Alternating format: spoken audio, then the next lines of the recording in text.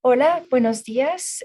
Muchas gracias por acompañarnos esta mañana para la presentación del reporte semianual del Banco Mundial sobre las perspectivas económicas en América Latina y el Caribe.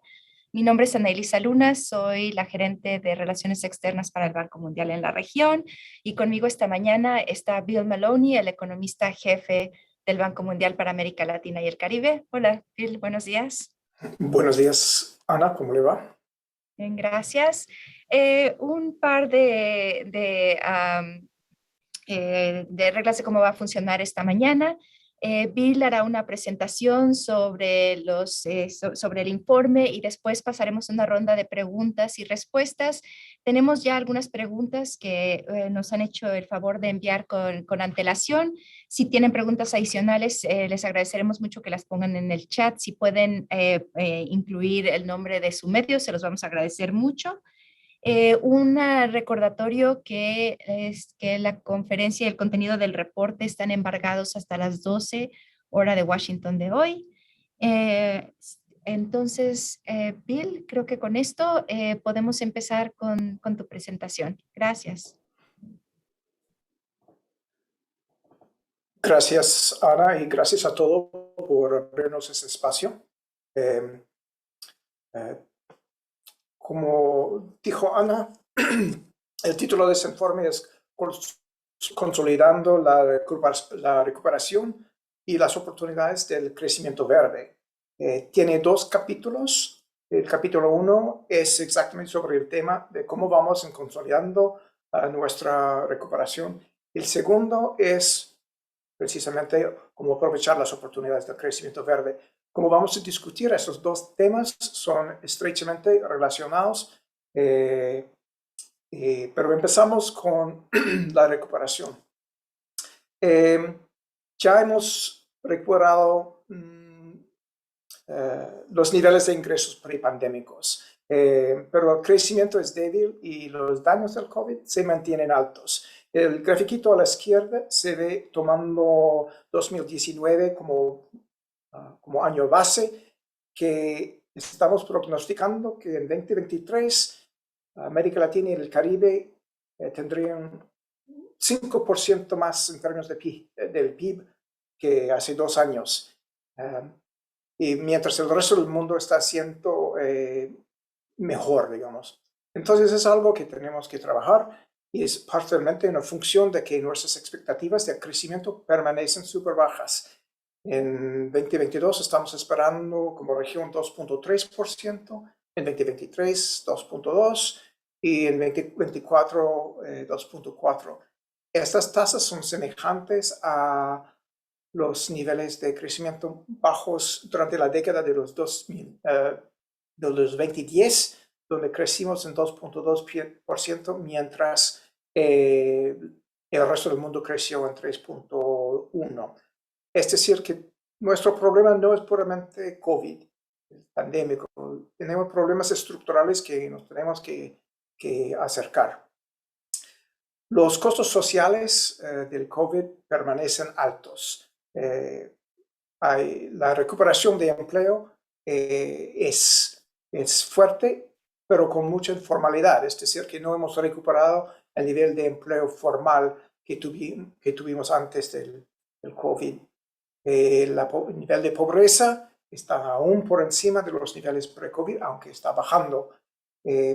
Y los 1.5 años de educación perdida implicarían 10% de pérdida en ingresos a través de la vida de los alumnos afectados. Y esto es un problema no solamente para ellos, pero también es un problema para la región en términos de crecimiento y de movilidad social. Entonces, esto sí es algo que tenemos que acercar agresivamente. Obviamente, los programas para apoyar a las familias y las empresas durante la crisis tuvieron costos fiscales altos y nos dejaron con un endeudamiento alto. El, el nivel de deuda como porcentaje del PIB ha bajado desde 75% del PIB hasta el 70% del PIB en el último año. por la recuperación. Sin embargo, seguimos por encima del nivel de 60% que tuvimos antes del COVID. La nueva noticia mala es el regreso de la inflación, y esto nos genera difíciles dilemas en la política. Como se ve en el gráfico, ahora estamos como región entre 6 y 7% en inflación, es muy por encima de los niveles de la última década y sustancialmente por encima de los rangos objetivos de inflación en varios países. Es decir, que esto pone a los hacedores de política en un difícil dilema entre crecimiento y inflación. Y es especialmente problemático porque nuestro análisis demuestra que si bien al principio del año pasado la inflación fue principalmente una cuestión de demanda, parcialmente por los estímulos durante COVID y parcialmente por la recuperación de demanda después del pandémico.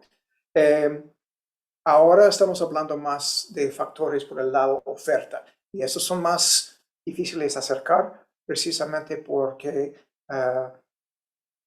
reduciendo la demanda agregada reduce el crecimiento mientras tenemos todavía inflación llegando a los precios de, por ejemplo, petróleo o alimentación, que nos da estagflación. Las tasas bajas de crecimiento nos da una agenda fuerte de reformas que tenemos que tomar en serio, especialmente en educación, en infraestructura e en innovación. Eso, como decimos en el informe pasado, en octubre, tiene que tomar lugar en una situación fiscal bastante restringida. Y esto implica que sí, tenemos que mirar nuevas fuentes de ingresos, pero también tenemos que rever la eficiencia del gasto público. Estimamos que más o menos 4,4% del PIB está mal gastado en términos de transferencias mal diseñadas, contrataciones públicas y en políticas de recursos humanos ineficientes. Entonces, eso tiene que ser una agenda también con educación, infraestructura e innovación que tenemos que acercar. Toda esta agenda de reformas ocurre en un contexto global rápidamente cambiante. La crisis en Ucrania puede ser de corto plazo, pero probablemente será del mediano plazo. Y ha tenido un impacto fuerte. Nuestro pronóstico para el crecimiento bajó en 0,4% como resultado de la crisis. Las canales a través de las cuales está afectando la región, obviamente para exportadores de materias primas, lo que está pasando ayuda al crecimiento, pero perjudican también a los importadores, por ejemplo, de alimentación, de alimentos y de energía, especialmente, digamos, en el Caribe. La reducción en crecimiento en los países avanzados reduce nuestros mercados. La inflación más altas requiere mayores medidas restrictivas, ambos en los países avanzados y en nuestros países, y esto también baja la tasa de crecimiento. Y vamos perdiendo algunos mercados de insumos y de bienes que vamos a discutirlo un poquito más tarde. En el mediano plazo, estamos hablando de mediano plazo y no el largo plazo, el contexto global es cada vez más verde, es decir, que preocupaciones acerca del global warming están impulsando una variedad de políticas internacionales que nos da a la región desafíos, pero también oportunidades. Y ese es el tema del segundo capítulo. Como demuestra el grafiquito a la izquierda, como región contribuimos más o menos 8% de emisiones globales de lo que se llaman greenhouse gases en inglés, pero más que nada emisiones de carbono. Pero sufrimos efectos desproporcionales, digamos, del cambio climático. El gráfico demuestra que más o menos 1%, difiere obviamente a través de los países, La población se va a encontrar en pobreza extrema para el año 2030, que es entre 2,5 y 5,8 millones de personas en pobreza extrema adicional. Altas temperaturas, sequías van a reducir la producción agrícola. Ya estamos experimentando en algunos países de la región, puede pasar más. Los desastres naturales causan trastornos y daños a la infraestructura y nos cuesta más o menos 1,7% del PIB anual. Y los mecanismos de ajuste en frontera de las emisiones de carbono, lo que se llaman CBAMs en inglés, implica que necesitamos descarbonizar nuestras exportaciones. Nos da un reto como exportadores, especialmente a Europa, para que no experimentamos aranceles altos entrando los países avanzados. Esto dicho, América Latina y el Caribe tiene una gran ventaja comparativa verde que tenemos que tomar en cuenta y explotar, alancar. Para empezar, la matriz de generación eléctrica de la región ya son las más verdes del mundo. Como demuestra el gráfico, estamos más que 50% de nuestra electricidad viene de fuentes renovables, especialmente hidroeléctrica. Tenemos tremendo potencial en energía eólica, solar, geotérmica y hidrógeno verde. También son proyectos grandes y complicados y complejos, sin embargo, nos da tremendo potencial en términos de exportaciones. Tenemos grandes reservas de insumos para tecnologías verdes. El 58% de las reservas globales de litio que se usan en pilas, en baterías, se encuentra en nuestra región. 48% de las reservas globales de cobre se encuentran en nuestra región. Tenemos abundante capital natural. 50% de la biodiversidad global se encuentra en América Latina y el Caribe. Los bosques que pueden, por ejemplo, absorber el carbono en carbon sinks y a través de esto generar una exportación de servicios ambientales. También, bien manejado, eso sería un fuente de ventaja comparativa fuerte. Todas esas agendas, eso es clave, es un tema, una lección importante del informe. Las agendas del crecimiento del primer capítulo y la agenda de la economía verde del segundo capítulo son fundamentalmente una agenda única sobre adopción tecnológica.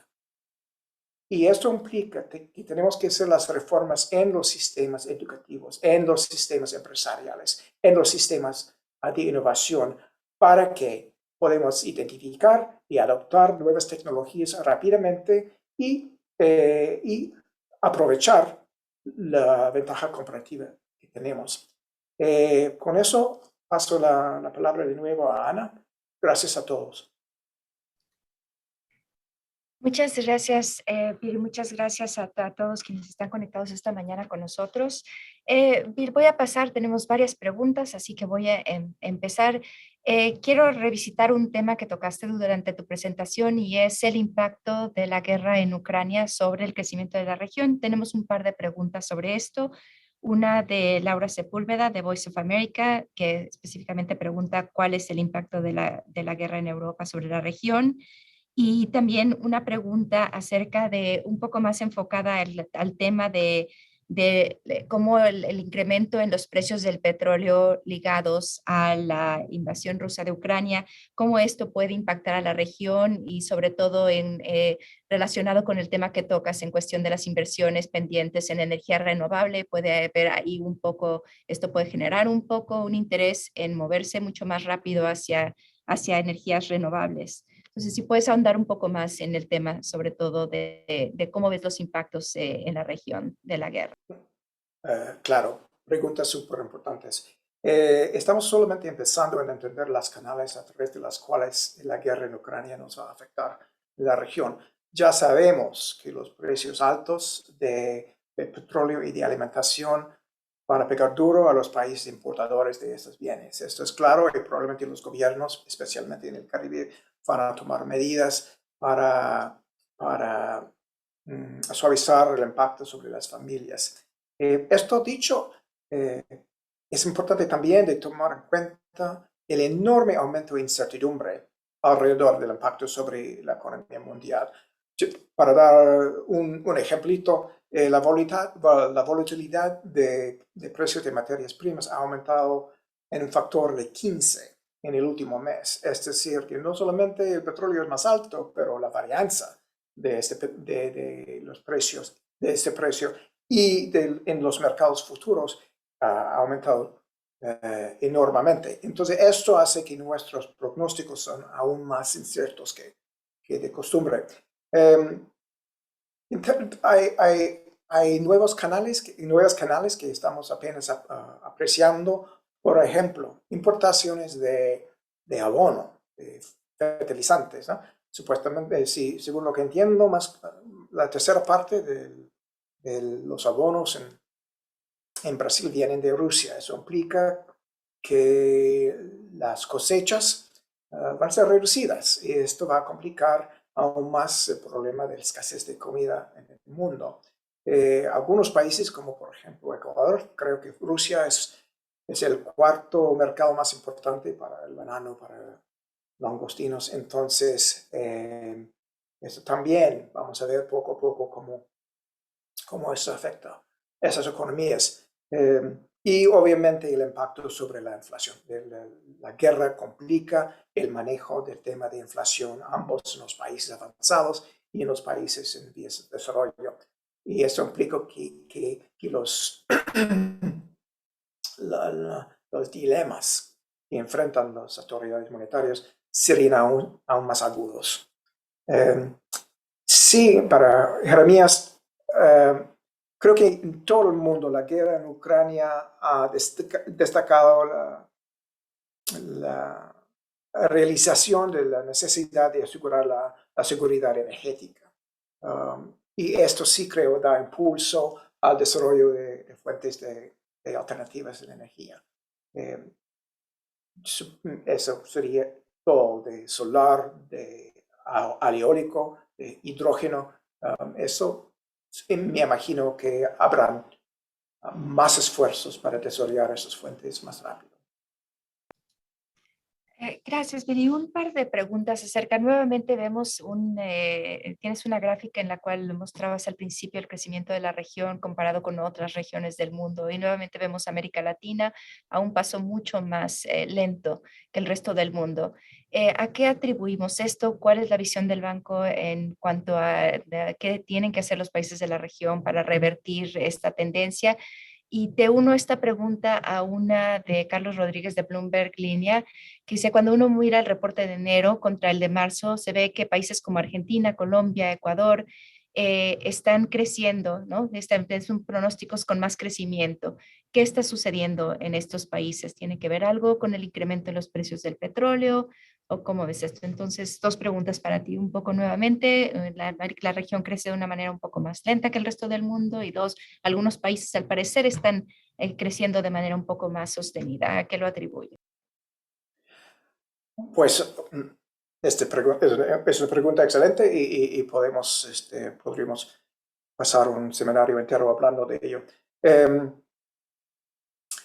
Cuando miramos la región, se ve varias cosas que nos llaman la atención. No es puramente que no estamos creciendo mucho, es que seguimos poco diversificados, seguimos con tasas de crecimiento de productividad muy bajas, aún en los países más estables y mejor manejados. Vemos ritmos de crecimiento de productividad súper bajo y también no estamos explotando, por ejemplo, los tratados de libre comercio que hemos entrado. Subexportamos, es una forma de verlo. Entonces, tomando todas esas cuestiones juntos, se hace la pregunta, okay, entonces, ¿cuáles son las cosas que tenemos que hacer para que diversifiquemos, para que exportemos más, para que la productividad crezca más? Y hay una lista de reformas, pero voy a dar dos clases en adición a, por ejemplo, infraestructura, pero dos áreas me parece súper importante. El primero es la capacidad educativa, las capacidades de nuestros alumnos. El segundo es la capacidad de nuestros empresarios para manejar nuevas tecnologías, para manejar nuevos mercados. Y el tercero, por ejemplo, es todo nuestro sistema de innovación, es decir, cuán articulados son los sistemas de investigación, por ejemplo, en las universidades o en los think tanks, con el sector privado. Y en cada uno de estos casos se ve problemas graves que impiden que, como región, adoptemos tecnologías nuevas y inventemos nuevas cosas que nos podría ser más diversificados y crecer y tener tasas de crecimiento en propiedad más alta. El segundo, por el otro lado, tenemos un problema de competencia y es el reflejo, por ejemplo, de la baja participación en mercados globales que acabo de señalar. Seguimos una región ensimismada. Es que necesitamos exponer más a la competencia externa como impulso de adoptar nuevas tecnologías y buscar nuevas ideas para que compitamos mejor. Por el otro lado, es el flip side del hecho que no estamos exportando mucho. Tenemos que trabajar en ambos fuentes y también en temas de, por ejemplo, infraestructura. Pero es una agenda fuerte, pero es importante. Estamos creciendo lento. 2.5% no es mucho por países de nuestro nivel de desarrollo. Gracias, Vir. Voy a pasar a... Sí. Perdón, te interrumpí. No, siga. Perdón. Nada, vamos a pasar a algunas preguntas que son específicas sobre países de la región. Empiezo con 3 preguntas sobre México, 2 de Yolanda Morales del Economista y una de Leonor Flores del Universal. La pregunta de Leonor es, ¿qué oportunidades y desafíos tiene México para consolidar la recuperación post-pandemia hacia una economía verde? ¿Abona seguir manteniendo subsidios a las gasolinas? Y las preguntas de Yolanda son... Una es, las previsiones de crecimiento para México contemplan la pérdida de poder adquisitivo por la inflación. ¿Puedes precisar cómo actúa el alza de las tasas para reducir la inflación y cuánto tiempo tarda esto en tener efecto? Y una segunda pregunta de Yolanda acerca de las recomendaciones de política pública para apoyar a las familias en frente al alza consistente de la inflación. Si hay una recomendación directa para las familias en el contexto de alta inflación y altas tasas de interés. Entonces, un poco amplias, pero si pudieras responder. Sí. Para empezar con la buena noticia, México tiene un enorme potencial en fuentes de energía alternativas, especialmente en solar y en hidrógeno verde. Necesitamos obviamente un playing field, una cancha nivelado para que estas industrias puedan surgir, pero hay un informe reciente por la cooperación alemana, por un grupo alemán sobre el hidrógeno verde que demuestra que las universidades en México han estado trabajando precisamente en temas de hidrógeno verde desde los 80s. La infraestructura que tenemos en energía que ya existente puede ser usado exactamente para generar en esta industria. Y el hecho que ya tenemos cadenas de valor en automóviles, en buses y cosas así, también nos ayuda porque se puede proceder en ambos frentes, ambos de generar hidrógeno, pero también en desarrollar carros que pueden usarlo. Entonces, estamos con alto potencial en varias dimensiones de este reto de energía alternativa. Por el lado de inflación, como dije anteriormente, este problema de inflación va a afectar a todo el mundo. No es puramente México ni América Latina. Empezamos con inflación surgiendo de las cadenas de valor y de exceso de demanda, pero ya tenemos problemas full en términos de choques por el lado de oferta, en términos de alimentación y de energía. Y estos no van a desaparecer rápidamente. Pero entonces hay pocas alternativas disponibles a las autoridades. Y el principal es alzar las tasas de interés para hacer un cooling, respirar un poquito la economía y bajar la presión sobre precios.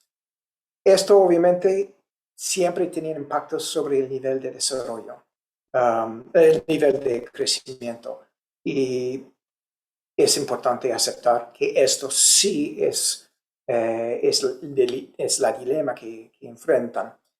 Pero también la cosa que aprendimos, especialmente en los Estados Unidos de experiencias anteriores, es que hay que enfrentar el problema temprano antes de que las expectativas de inflación se incorporen en el proceso de pactar sueldos. En el momento que se empieza, ok, la inflación va a ser 3% el año que viene o 10% el año que viene, entonces tenemos que integrar esta cifra en los sueldos. Empezamos con este ciclo de sueldos, precios, sueldos, precios, sueldos, precios, que es muy difícil romper más adelante.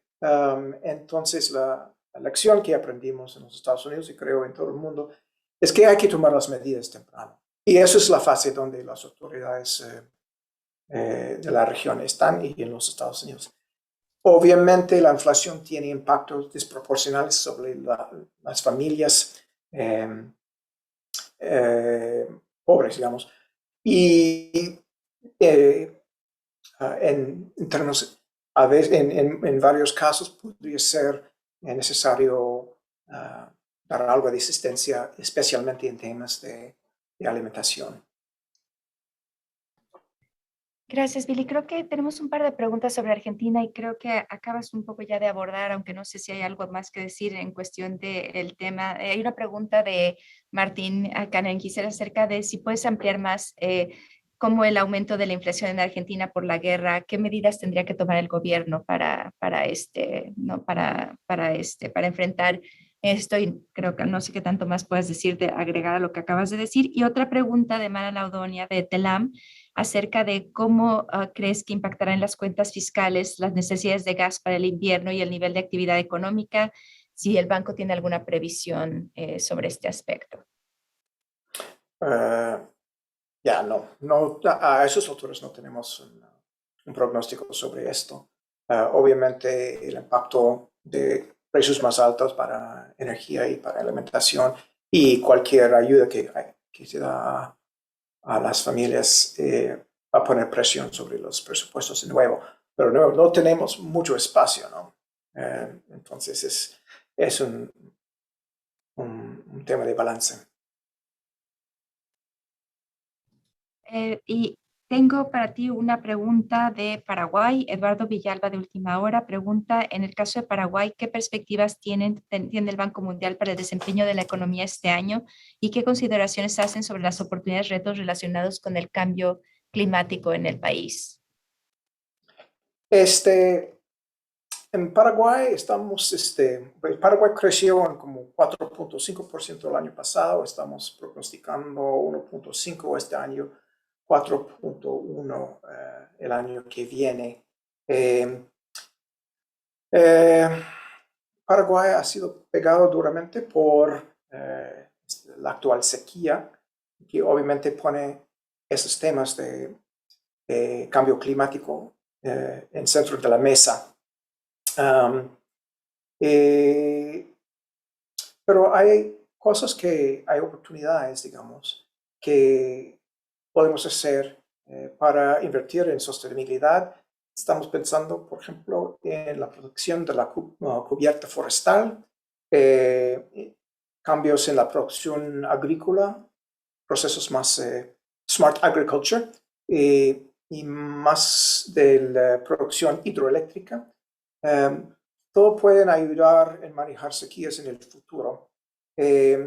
También sería necesaria diversificar la producción de electricidad hasta fuentes renovables, pero no convencionales, y también para minimizar el impacto de sequías. Creo que el banco está prestando ayuda precisamente al Ministerio de Finanzas en esos temas. Muchas gracias, Vid. Y tengo una pregunta de Perú. Fernando Cuadros de la República pregunta, ¿cómo percibe el Banco Mundial el desarrollo de la economía peruana ante la constante crisis política? Vemos si Perú está en camino a una economía verde en el mediano plazo. ¿Cuáles son los puntos fuertes que tiene Perú en este sentido? Bien, no, mis pronósticos políticos son peores que mis pronósticos económicos, entonces dejo esta pregunta un poquito al lado. Perú recuperó 13.3% del PIB el año pasado y estamos prognosticando 13.3, estamos prognosticando 3.4 en este año que viene y 3.1 el año siguiente. Bien, yo creo que probablemente en términos de una oportunidad que tiene Perú más que nada es en elementos, en materias primas que se usan en tecnologías verdes. Y en esto yo creo que hay muchos esfuerzos para desarrollar esas nuevas industrias. El resto, ya, con eso. Gracias, Vid. Tengo ahora un par de preguntas sobre Bolivia. Daniel Gutiérrez del diario pregunta, ¿el crecimiento de Bolivia baja en la presente gestión según organismos internacionales, mientras que el gobierno asegura casi repetir la cifra de 2021? ¿Cuáles son los argumentos para bajar el crecimiento para la presente gestión? Y una pregunta de Walter Vázquez del Deber, lo que está pasando con el PIB en los países de América Latina en 2021 y lo que va en 2022, en particular el de Bolivia, ¿es crecimiento económico o recuperación económica? Eh, um, Bolivia creció 6.1% el año pasado, estamos prognosticando 3.9% en el año que viene y 2.8% el año después. Es difícil saber qué se debe a la recuperación y qué es crecimiento nuevo, digamos. Todos los países tuvieron altos niveles de crecimiento el año pasado, ¿no? Exactamente recuperando lo que perdieron el año anterior.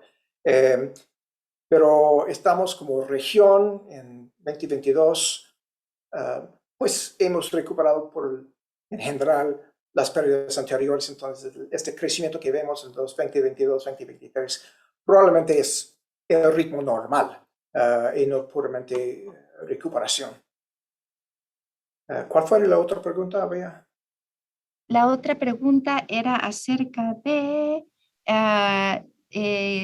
si el crecimiento de Bolivia bajo la presente gestión, los organismos internacionales tienen una visión, el gobierno asegura que la cifra de crecimiento para el 2021 va a poder repetir el crecimiento anterior. ¿Tú cómo ves tú el crecimiento? ¿Cómo vemos No, nosotros? lo que acabo de decir es que Ay, todos los perdón. países de América Latina tuvieron tasas de crecimiento muy altas el año pasado, precisamente recuperando lo que perdieron en 2020. Lo que se ve en 2022 son ritmos normales después de la recuperación. Entonces se puede esperar ritmos más bajos que el año pasado. Gracias, Bill. Y regreso revisitando una pregunta la pregunta de Bloomberg Línea. Una parte que quisiéramos también abordar es ¿cómo ves las perspectivas económicas para Colombia? Eh, Colombia,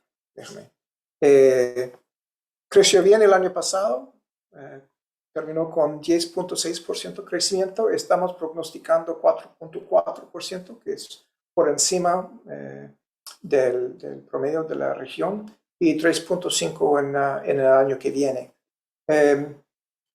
Supongo que los altos precios de petróleo les va a ayudar en este sector. Sí, pero en la región la tasa de crecimiento se ve saludable relativamente. Gracias, Bill. Y una pregunta de Roberto González de la prensa sobre Panamá. Pese a haber registrado un fuerte crecimiento en el 2021, Panamá aún no ha recuperado el nivel de PIB previo a la pandemia y el empleo aún se resiente. ¿Cuáles son las expectativas de crecimiento para Panamá en el 2022 y cuáles esperan que sean los principales factores que incidan en el desempeño de la economía este año? Panamá perdió 18% en 2020 y recuperó 15% en 2021. Es decir, que no recuperó completamente lo que perdieron. Pero estamos esperando en el año que viene 6.5% en 2022 y 5% en 2023. Entonces, más o menos una tasa de crecimiento relativamente fuerte. Y ahora una pregunta de Jeremías Bustillo de la Tribuna de Honduras. Si aquí la matriz es 65% verde y 35% termoeléctrica, ¿cómo atraer más inversiones para la energía limpia? ¿Cómo aprovechar esta crisis de precios del petróleo en beneficio de la generación de energías limpias?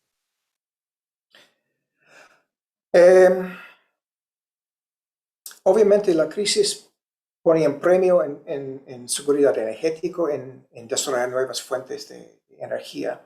Y creo que el impacto durará varios años. Esto cambia el juego en términos de energía, lo que está pasando. Entonces creo que es completamente posible que vamos a ver esfuerzos renovados en términos de desarrollar alternativas al petróleo. Gracias. Viene una pregunta de Mariela Mejía del Diario Libre de la República Dominicana. En República Dominicana hay un debate por una propuesta del gobierno para desmontar por 6 meses el arancel a 67 subpartidas arancelarias con productos de la canasta básica para contener la inflación. Sectores productivos se quejan de que iría en competencia con la producción local. ¿Qué le parece la medida? Pues obviamente es una forma de bajar el precio de alimentación, pero no he mirado el caso en específico, entonces no puedo evaluar si realmente sería una competencia injusta a las industrias domésticas. Honestamente, los precios de alimentación en todo el mundo están aumentando, entonces me sorprendería un poquito si esto fue tan grave. Y tenemos unos 5 minutos más. Quiero recordarles en caso de que haya preguntas pendientes. Martín Canequiser te pregunta si podrías precisar el pronóstico de crecimiento que tiene el Banco Mundial para la Argentina en el 2022. En Argentina tuvo un muy buen año el año pasado, muy por encima de nuestros pronósticos. Tuvimos más o menos 10.3% de crecimiento el año pasado. Estamos prognosticando 3.6 por el año que viene y 2.5 por 2023. Estos pronósticos, obviamente, este pronóstico es por encima, por ejemplo, de los pronósticos del mercado, pero nos parece un buen ritmo si lo podemos lograr. Gracias, Bill. Y también Yolanda Morales pide si podrías repetir nuestra estimación de crecimiento para México. México estamos prognosticando 2.1 en 2022 y 2.1 en 2023 y 2 en 2024. Muchas gracias, Bill. Creo que no tenemos ninguna otra pregunta. No, parece que tenemos una pregunta más pendiente. También, perdón, una que no vi, en cuanto a Chile, ¿cuáles son nuestros pronósticos de crecimiento? Chile lindo. Em, Chile creció 11.7% el año pasado. Estamos pronosticando que fue muy por encima de lo que perdieron el año pasado, que era 6, perdieron 6% en 2020. Entonces,